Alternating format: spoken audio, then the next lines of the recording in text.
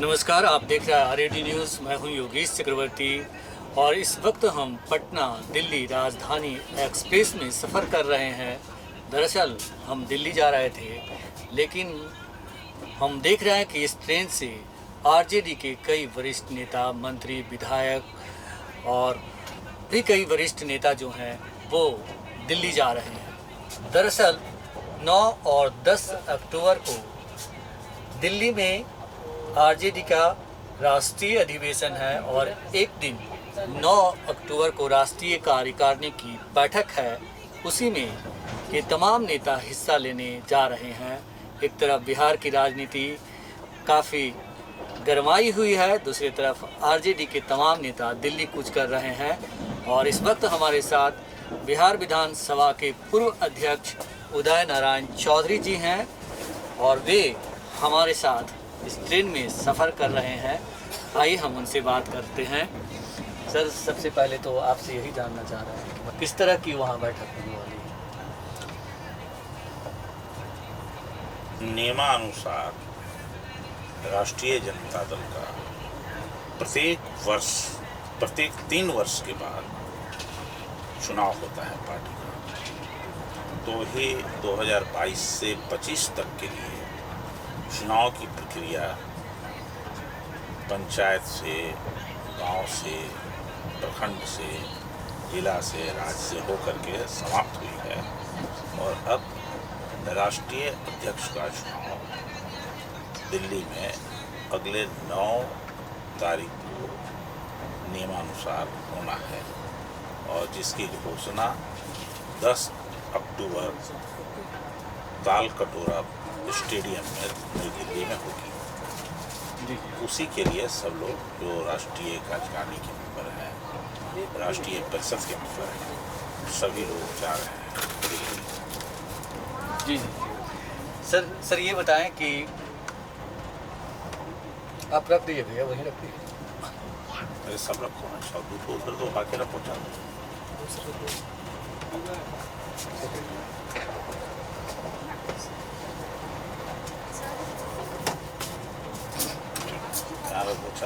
दोनों रखे 4 बोरा बना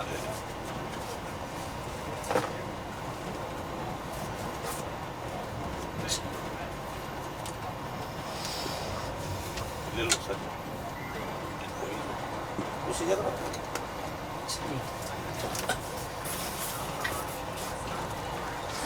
सर, ये बताएं कि जिस तरह से आज सुबह आरजेडी के जो प्रदेश अध्यक्ष हैं गजानन सिंह, उनको लेकर के जो खबरें आई, पूरा दिन भर अफवाहों का बाजार गर्म रहा कि वो भी पार्टी से इस्तीफा दे देंगे। तो एक तरफ आप लोग दिल्ली कूच कर रहे हैं, तो पार्टी में सब कुछ ठीक ठाक है ना? जो कुछ भी बिहार और देश के मीडिया के द्वारा ये चलाया जा रहा है कि राजद में अंदरूनी कलह है, गड़बड़ी है, ये पूर्ण रूप से निराधार है, बगैर सिर पैर का है।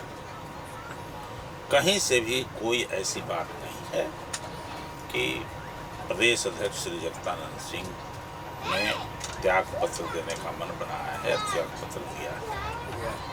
पूर्ण रूप से निराधार है। जी, ये विपक्षी दलों के नेताओं के द्वारा अथवा कह सकते हैं विपक्षी दलों के समर्थित मीडिया के द्वारा ये दुष्प्रचार किया जा रहा है पार्टी को कमजोर करने के लिए। लेकिन अभी शाम में खबर आ रही है कि तेजस्वी यादव के साथ, डिप्टी सीएम के साथ उनकी तालमेल जो है नहीं हो पा रहा है, ट्यूनिंग नहीं बैठ पा रहा है, इस कारण से वो इस्तीफा दे देंगे पार्टी के अध्यक्ष पद से। कोई ट्यूनिंग का सवाल नहीं है, कोई तालमेल का सवाल। किसने कह दिया ये तालमेल नहीं बैठ रही है? 2 ही दिन में कहाँ से आ गई, किसको बात हुई? तेजस्वी जी तो अभी पटना में है नहीं, तेजस्वी जी 2 दिन पहले से बाहर हैं पटना से, तो बात कैसे होगी और तालमेल कहाँ से नहीं बैठ? ये सब भ्रम फैलाया जा रहा है, दुष्प्रचार किया जा रहा है। तेजस्वी यादव में और जगदानंद सिंह में बहुत ही अच्छा तालमेल है, मधुर संबंध है और व्यक्तिगत तौर से तेजस्वी यादव जी जगदानंद जी का बहुत सम्मान और कदर करते हैं। जी सर, एक ये बताएं कि जिस तरह से महागठबंधन की सरकार बनी अचानक से, और उसके बाद जो लगातार खबरें आने लगी कि जंगल राज, इसके बाद पार्टी में अंदरूनी कलह, उसके बाद नीतीश जी को मतलब ज़बरदस्ती धक्का दे करके हटाने की बात, तो ये तमाम खबरें लगातार आ रही है। तो क्या लगता है आपको, कौन है इसके पीछे? क्या इसका मकसद है महागठबंधन में फूट डालना? देश की मीडिया किसके साथ है? क्या कोई किसी विपक्षी पार्टी के साथ है? राहुल गांधी जो देश के लीडिंग विपक्ष का पार्टी है, कांग्रेस पार्टी, क्या कहा राहुल गांधी? राहुल गांधी ने कहा कि मुझे बोलने नहीं दिया जाता है, मेरा मजाक उड़ाया जाता है। मीडिया के लोग उनकी बातों को भी छापते नहीं है, कुछ मीडिया के लोग, इसलिए कि जितने भी मुख्य चैनल हैं वो सब सर्वविदित है कि एक राजघराने से संबंधित हैं, बड़े उद्योगपति के। वही बोलता है जो उसको इशारा होता है, अभी वही बोल रहा है। लेकिन मैं एक बात कर सकता हूँ, गठबंधन के बाद जो बिहार की राजनीतिक परिस्थिति बनी है, इसके कारण जो देश की सत्ताधारी दल है दिल्ली में, उसमें बहुत भय है, डरी हुई है, सहमी हुई है।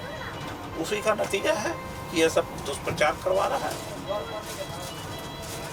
कोई न गठबंधन में कोई मतभेद है, न नेताओं में कहीं कोई मतभेद है।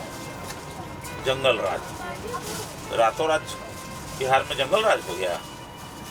हाँ?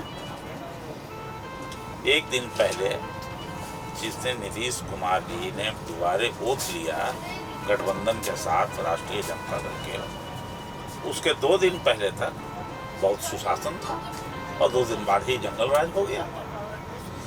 ये तो वही हाल है कि जैसे जंगल में एक सियार कहता हुआ तो बाकी सियार भी कहता वाह वाह वाह वाह, उसी तरह से जितना ये वो दिल्ली से बोला है, सारे मीडिया के लोग वाह वाह करने लगे।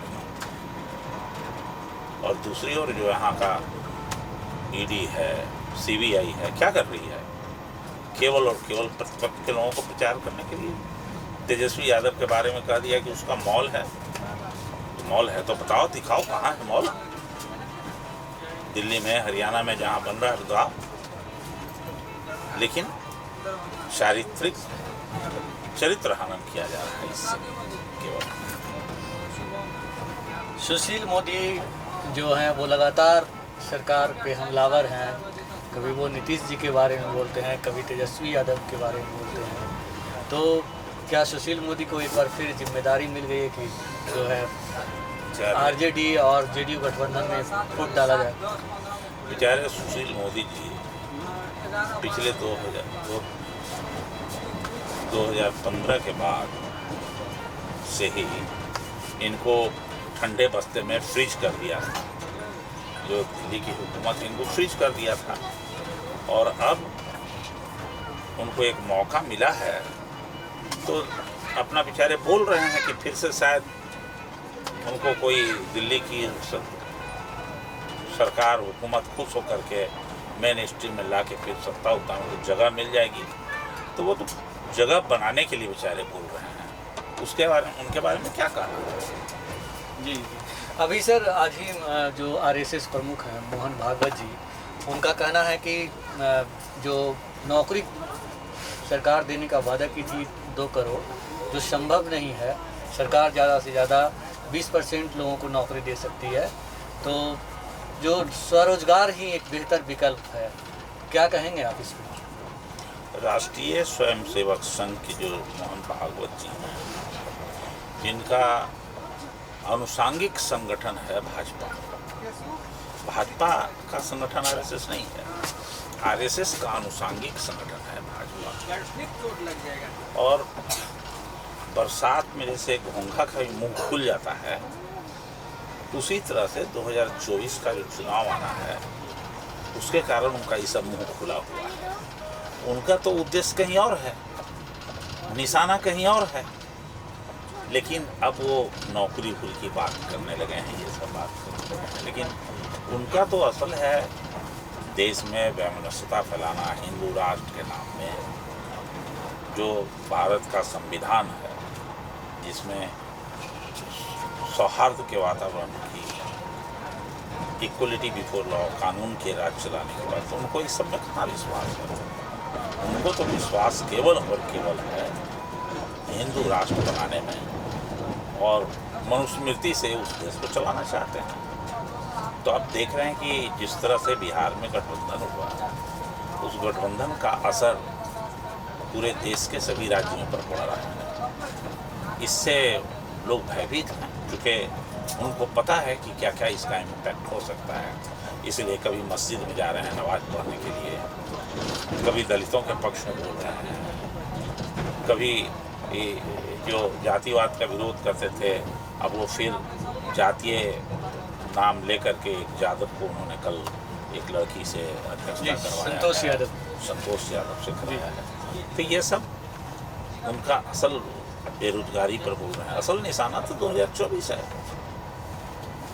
और ये सब वोट के लिए लोगों को माइल्ड करने के लिए, अपने पक्ष में करने के लिए कर रहे हैं। उनको ये सबसे क्या मतलब है। हमसे बात करने के लिए आपका बहुत शुक्रिया सर। बहुत बहुत धन्यवाद आपका। तो ये थे बिहार विधानसभा के पूर्व अध्यक्ष और आरजेडी के वरिष्ठ नेता उदय नारायण चौधरी जी, जिनका कहना था कि महागठबंधन में किसी तरह का फूट नहीं है, और ख़ास करके जगदा बाबू के बारे में इन्होंने बताया कि जगदा बाबू इस्तीफ़ा नहीं दे रहे हैं। ये विपक्षी दलों का दुष्प्रचार भर है, भ्रम फैला रहे हैं। वो इन केन पराक्रेन जो सरकार है उसको अपदस्थ करना चाहते हैं। योगेश चक्रवर्ती, RAD न्यूज।